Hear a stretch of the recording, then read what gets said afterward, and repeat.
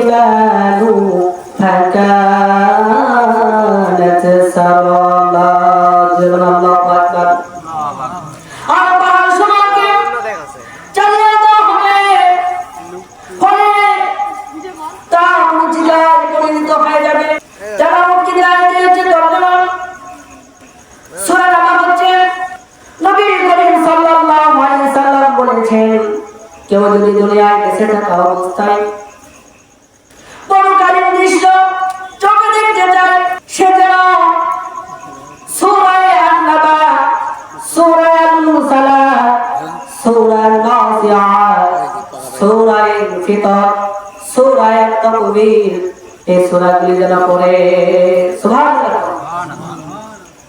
এই সূরাগুলি যেন পড়ে তাহলে আমরা আমাদের দৃশ্য নিশ্চয় অবলম্বন করতে পারার জন্য তাহলে কি কি ঘটবে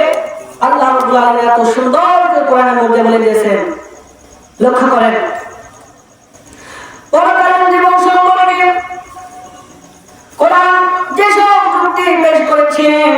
তাহলে আল্লাহ রাব্বুল আলামিনের কাছে কিছুই না এসব ক্ষমতার বাইরে ছিল না লক্ষ্যহীন এবং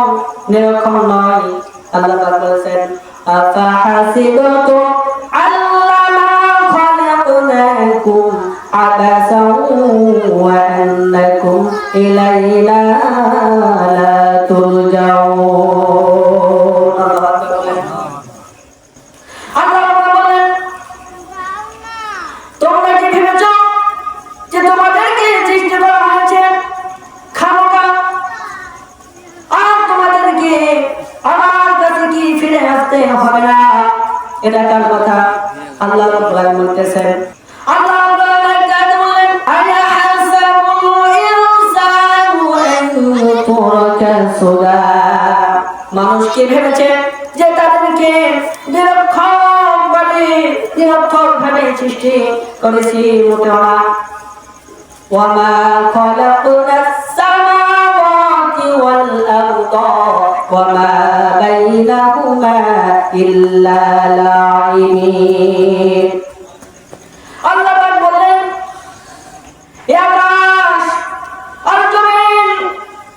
আর এর মধ্যবর্তী যা কিছু আমি সৃষ্টি করেছি কোনটাকে খেলতামাশার বিষয়বস্তু করে তৈরি করে না সুবহানাল্লাহ বলেন